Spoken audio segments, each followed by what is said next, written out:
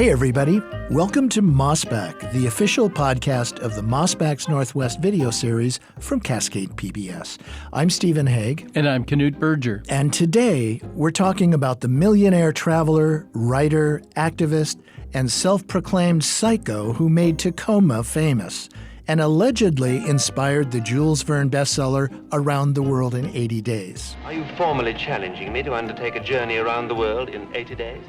George Francis Train rose to prominence in the late 19th century and helped fuel the rivalry between Seattle and Tacoma.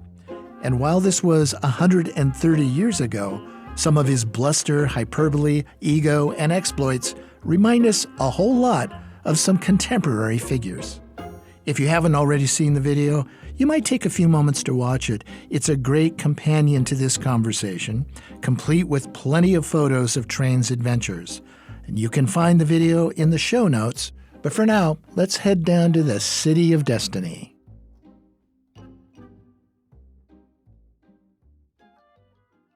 Knut, why George Francis Train? Who was he? And what inspired you to dig into this history? Well, George Francis Train was one of the American 19th century's greatest eccentrics.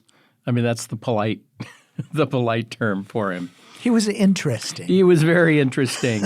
I mean, he was an incredibly successful entrepreneur. He was somebody who was completely full of himself. He adopted all kinds of causes, many of them lost causes. And one of the things he was obsessed with, which I think relates to a lot of things today, is he was obsessed with global communication, global trade, and global travel. And so his business had taken him all over the world, and he became particularly obsessed with going around the world as fast as possible. So let's put this in time and space. When was George Francis Train born, and what time in history are we talking about? So he was born in the early 19th century, I think 1829. At a very young age, he was orphaned. He ended up living in New England and went to work as a very young man in a shipping business that an uncle ran. And he loved it. I mean, he was brilliant at it. You know, how to pack things, how to ship things, how to store them, warehouses. And this was part of the family business that he was helping to run. They had a series of what they call packet boats.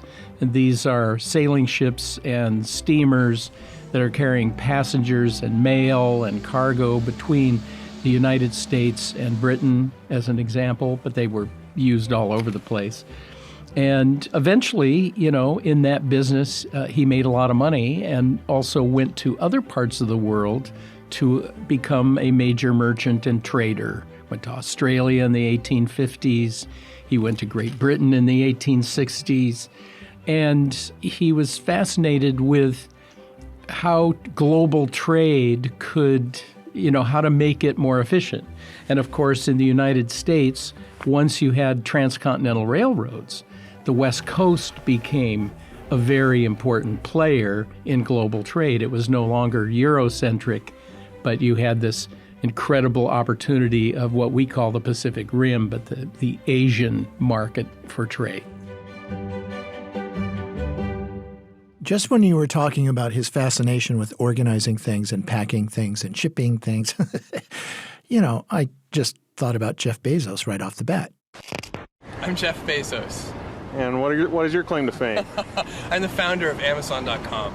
Oh, yeah. Well, yeah, there is a parallel there. This is the very beginnings of electronic commerce. He was very obsessed with himself. He put himself at the center of everything that he did or every issue that he embraced. And eventually this went to a kind of epic level of what was called in the 19th century monomania. You're absolutely, completely obsessed with one thing. And in Train's case, that thing was himself and himself in motion. I haven't heard that word in a long time. I've heard it before, and it's kind of a shame we don't use it more often because it does adequately explain someone's self-centeredness, their preoccupation with everything about themselves. We have a lot of other words, I think, for that condition. But how do we know that he was so self-promoting? There are a couple ways we know that. One is that he was a one-man social media phenomenon of his age. He had a lot of money. He would publish newspapers himself. He was a writer and did some journalism. You know, imagine in the 19th century, there are thousands of newspapers in thousands of towns, well, not just around the world, but in the United States. And they were hungry for copy. And George Francis Train produced epic amounts of stories, editorials, business articles, all around whatever he was captivated by at the moment. You know, the comparisons with Elon Musk and Twitter are kind of obvious. Elon Musk has now completed his $44 billion deal to buy Twitter after months of legal battles. Taking the means of social communication and funneling your monomania into that. Mr. Musk just tweeted, "The bird is freed," to his 110 million followers. So it's very ego-driven, it's very personal, and you become a major influencer. You know, he was an influencer in the 19th century. I was just thinking there's another person that comes to mind, but you nailed it. Did he write all this stuff himself, or did he have some kind of a publicity machine that was devoted to him? He cultivated relationships with newspaper people, reporters, correspondents, and that kind of thing. But he was sort of like a one-man news service of his own news. You know, he was constantly sending telegrams and long reports and whatnot to all the media that would pay attention to him. And he had the resources to be able to travel, to spend the money, and he spent a lot of money, you know, and if he wanted to go someplace, I mean, he didn't have a private jet, but he could hire a train, he could, you know, hire a boat, he'd get wherever he wanted, whenever he wanted to. So he got into railroads as a business. Yes, you know, he was weaned on shipping business, but he saw the promise of railroads early, particularly as steam engines became more and more of a thing. And he got on the ground floor of some major railroads. He was involved in the Union Pacific, you know, which contributed a lot to the development of states like Nebraska, and he had real estate investments there. He participated in other railroad projects. He created a way for railroads to raise money, the credit mobilier, which later became a great scandal in the 19th century. But during Train's time, this was a way that railroads could raise capital to increase infrastructure. And he was big on increasing transportation infrastructure. Did he have political views? Was he an issue-oriented person? Did he push this politics on people? Well, he pushed politics on people, but it was very eccentric. It wasn't consistent.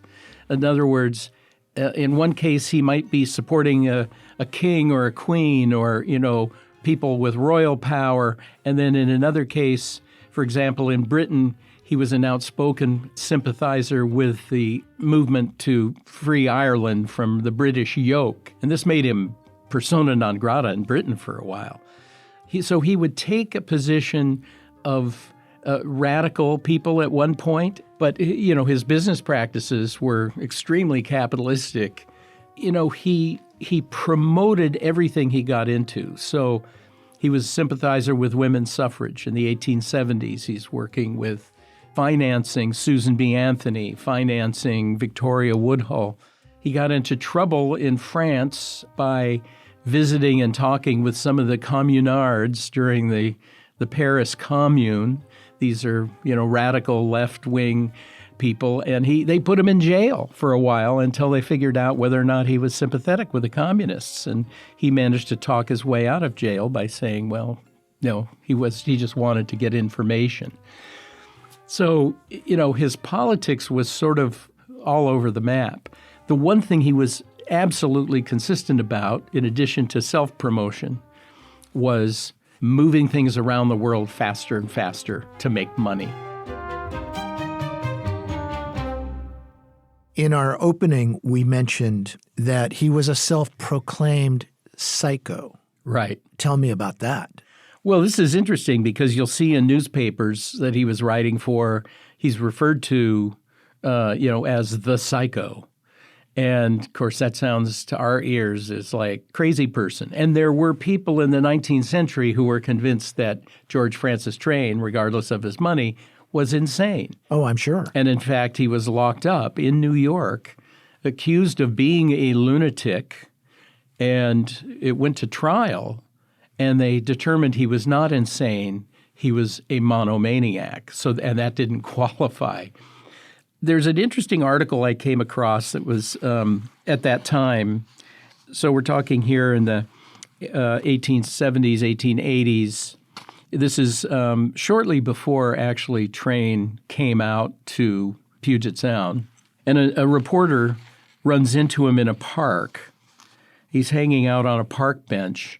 There's a young man with him, and he refuses to speak to the reporter but will only talk through the boy. So he'll speak to the boy, and the boy and thus is relaying information to the reporter. And the reporter asks him about the psycho stuff. And here's what Train says. Psychoism is the science that places the soul in harmony with all the seen and unseen facts and forces of the universe. I am the only living man thoroughly psychoized. With that, he took up his writing pad and sketched a mountain with a series of foothills sloping off into a plain. This, he continued, still speaking through the boy, this mountain represents George Francis Train. The foothills are the Caesars, Plato's, Napoleon, Shakespeare's, and other superior intellects, while this plain is the mob, the herd, the masses, who think as I and their other masters teach. Being the only man that ever lived or died who was in perfect rapport with the spiritual essence of creation as well as with the material world, that is, being as the only man, living or dead, who was ever completely psychoized, I necessarily tower over all mankind.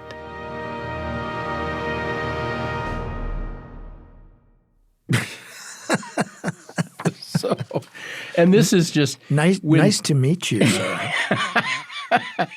When Train spoke, I mean, this thing goes on. He couldn't do anything short, except he came up with some catchphrases that still are in existence. But generally, when he verbalized or when he wrote, it was a galactic scale of outpouring of stuff from his brain. From his train brain. His train of thought. I mean, he could be absolutely insufferable. Was he ever married? Yes, Train was married. He had some children. He rarely saw his wife. He apparently adored his children, but those are kind of footnotes in the life of Train. The outpouring was so focused on, well, obviously universal issues, national or international issues, and taking great, positions on various controversial issues, coming up with schemes. Other than preaching from the sidelines from on high, did he ever actually get involved in politics? Yes. In 1872, he ran for president. I think it was on the Greenback Party ticket. So it was an obscure 19th century, party. He didn't get many votes. It was, I don't think it even amounted to anything. But he did run for president, and he had little calling cards printed up that he handed out. So nobody took it seriously. And this was at the time, right around the time that he had been determined to be a monomaniac and had been jailed for that. Seems to make sense, actually. So Train, and his name is interesting, of course, Train liked the idea of global travel and making global travel and shipping endeavors more efficient and faster. There was a reference in our opening to his possibly inspiring Jules Verne's novel Around the World in 80 Days. Did he attempt such a feat? Yes, before that book was written, Train made a trip around the world in 80 days. And it was publicized, it was talked about, and it became a fad. Gentlemen, I have on deposit at Baring's Bank the sum of £20,000, and I'm willing to wager any or all of it upon the same contention, namely that I can complete a tour of the world in 80 days. Jules Verne writes the book Around the World in 80 Days. It comes out. Jules Verne is famous for writing, science fiction and whatnot. It's a huge bestseller. And Train says, hey, I'm the model for Phileas Fogg, who's the protagonist of Around the World in 80 Days, who's a rich gentleman who, on a bet, goes around the world.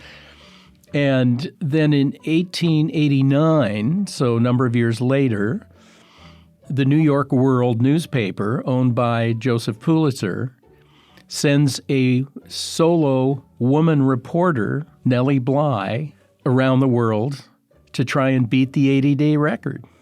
And she succeeds. Nellie Bly goes around the world in 72 days. And Train's like, ooh, I can't let that stand. I've got to beat that record. And she writes a book about it. And, so Train is kind of looking for someone who can sponsor him to go around the world as a publicity thing. And, of course, he focuses on the West Coast. And the city that he focuses on is somewhere in Puget Sound. He's very intrigued with the proximity to Japan, what the promise of the Pacific trade, that one of the cities here could be the next New York or whatever. And a newspaper publisher in Tacoma says, yeah, we'll sponsor your trip around the world. And Train sends a telegram laying out the terms, well, I will go if you pay me so much and if you bring me out there and that kind of thing. And in the course of discussion, he coins the term for Tacoma, the city of destiny. And Tacomans still use this phrase. Tacoma is a city of destiny. We are here to pursue those opportunities where people can truly pursue happiness. And he sent in this telegram that he sends to the publisher of the Tacoma Ledger, who's sympathetic to Train, thinks Train is fantastic. He says, if you don't send me the money to do this and bring me out there, maybe I'll go to the Canadian Pacific Railroad and go from Canada and give them the thunder. And the Tacomans say, no, come here. And of course, this is right when Washington State has become a state. 1889, November of 1889.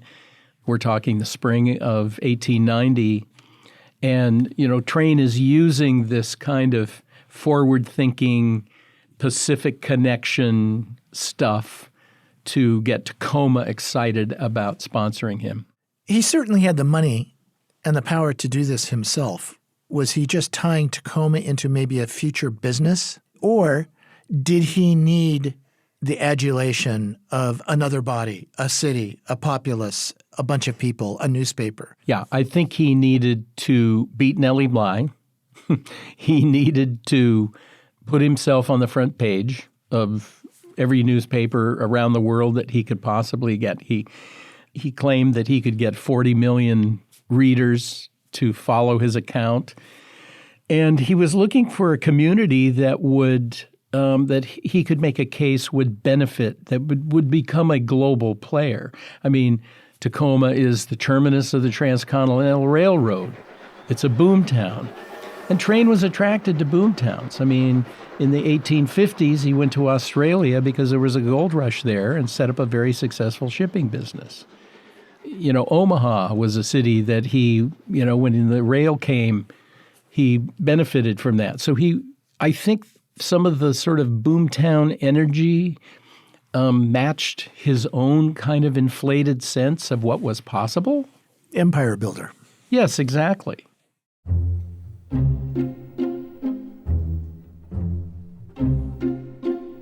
I don't think he had a lot of money at this point. I think he had run through a lot of his money. He was constantly promising to support various causes, but I think eventually financial stuff caught up with him. He was going to go and promote the heck out of Tacoma, but he was going to promote the heck out of George Francis Train first. And he was going to do it on their dime. He knew they had the money. He knew if they didn't do it, another community might do it. He convinced Tacoma that this trip that I make for you will get so much publicity for Tacoma, it will seal your destiny to be the trade city on the Pacific coast. So is this how the rivalry between Seattle and Tacoma began? Did he instigate it? No, he capitalized on it. And it's interesting because Seattle and Tacoma were rivalrous in that period. The Transcontinental Railroad terminus went to Tacoma, to Commencement Bay, not to Elliott Bay. Seattle was sort of behind. And Train came up with another phrase, which Seattleites remember, which was Seattle, Seattle, death rattle, death rattle. Basically saying, you hire me to do this, I go around the world, Seattle's a dead duck. And this really appealed because that competitive spirit was already fired, and, he saw a way to make some hay with it. Sounds like he should have owned some sports teams.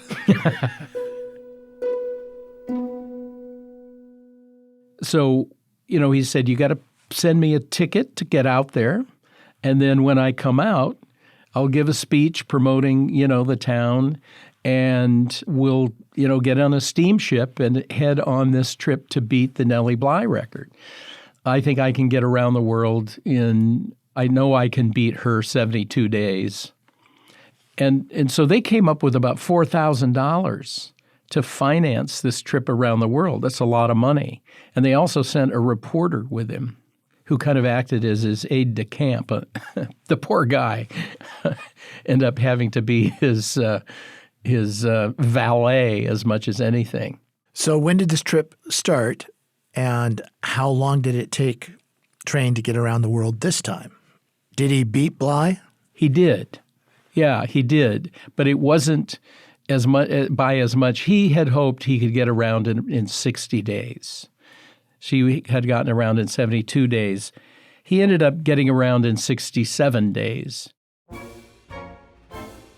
And, of course, he's traveling west. So they're going, to Japan and then, India, Ceylon, Middle East. Then they come back, across the Atlantic, to take the railroad to Portland. And then things sort of break down. After all this time, after all these miles, what happened? What happened was that the newspaper, the Ledger, apparently didn't hire a special train to meet him in Portland and whisk him to Tacoma. And so he threw an absolute fit because this set him back a couple of days. And, the record of 67 days beating 72 days is not, he didn't think that was great. And he suddenly feels betrayed, by Tacoma. He throws an epic tantrum saying, well, I'm going to take my glory and I'm going to go to Astoria and do this for them. He's really pissed off. He's also gotten a lot of negative publicity regionally. You talked about the Seattle-Tacoma rivalry. Well, if you read the coverage in the Portland and Seattle newspapers, they are making fun of Train. The Seattle PI has a standing headline that says "Demented Traveler," and they take clippings of the goofy stuff Train is saying and doing in the trip. And in Tacoma, he finally gets a train to Tacoma. He's greeted like a conquering hero. And people, the mass people, Tacoma's putting a really nice face on everything. But, people are pointing out the guy hardly mentions Tacoma on this trip. He's doing it with your money and your sponsorship, but Tacoma's got a lot going for it. Did you really need to send this guy around the world and then the guy publicizes himself? I mean, it's kind of like, what were you thinking? And Train kind of hangs around Tacoma for a while and eventually leaves. And then a few years later, 2 years later, he does a trip on behalf of Bellingham. He does another trip around the world. It's a road show. Yeah, and that's 2 years later, that's a 60-day trip around the world. But nobody cares. Nobody cares. I mean, around the world in 80 days, Nellie Bly, the Tacoma trip just kind of put a cork in people's fascination about this, because after that, you're just kind of trimming off a week here or there, and nobody really cares anymore.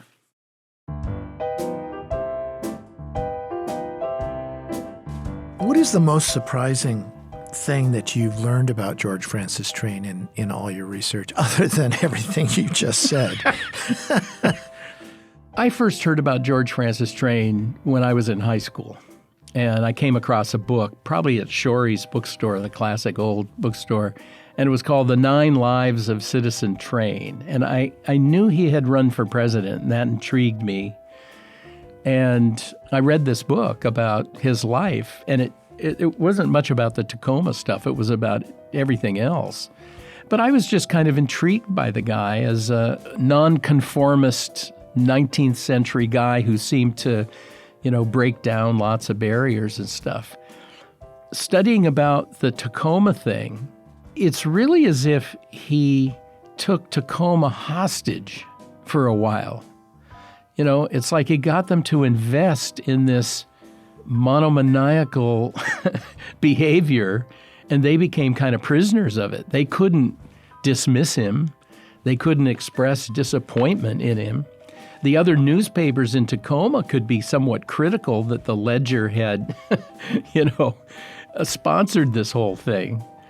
But it kind of made them, for a time, a regional laughingstock, as opposed to, making Tacoma the city of destiny and all that Train promised. If he had attracted 40 million readers, Tacoma was a footnote, except they foot the bill. Has there been any serious historical psychoanalysis of Train? The grandiose thinking, the constant, as you put it, galactic ego, but then the erratic behavior, the boom and bust, the promises, the disappointments, the need for attention, and then the temper tantrums. It's all so familiar to us. Yeah. I mean, and people in this day and age have that kind of easy platform. If you are a millionaire or billionaire, you don't even need to own a social media network like Twitter. You can just go online and make a name for yourself with the quantity and, pressure of your own confidence in self. I mean, there are a lot of George Francis Trains out there, rich and poor, who are busy every day on Instagram or TikTok or Facebook or whatever. I think Train was overtaken by people who had major accomplishments in the same sphere. When you think about railroad barons, you don't think about George Francis Train. You think about James J. Hill. When you think about people who made a lot of money in trade or in industry, you're thinking about Carnegie or the Morgan or other figures. When you think about 19th century reformers, you think about Henry Ward Beecher or, other people of substance. When you think about people who had transcendental experiences, you're thinking about Emerson. So, what I'm saying is I think that in these areas where Train claimed to be unique and and have special communication with the universe and all that, he marginalized himself in his own time. And there's been very little interest afterwards except about the Around the World in 80 Days. I mean, effectively, Jules Verne sort of saved George Francis Train. There's some question as to how inspired Verne was by Train, or not. Maybe he came up with the idea and Train glommed onto it. There's debate about that. But it's really that book and that movie that moved Train from being a minor footnote to a slightly more major footnote.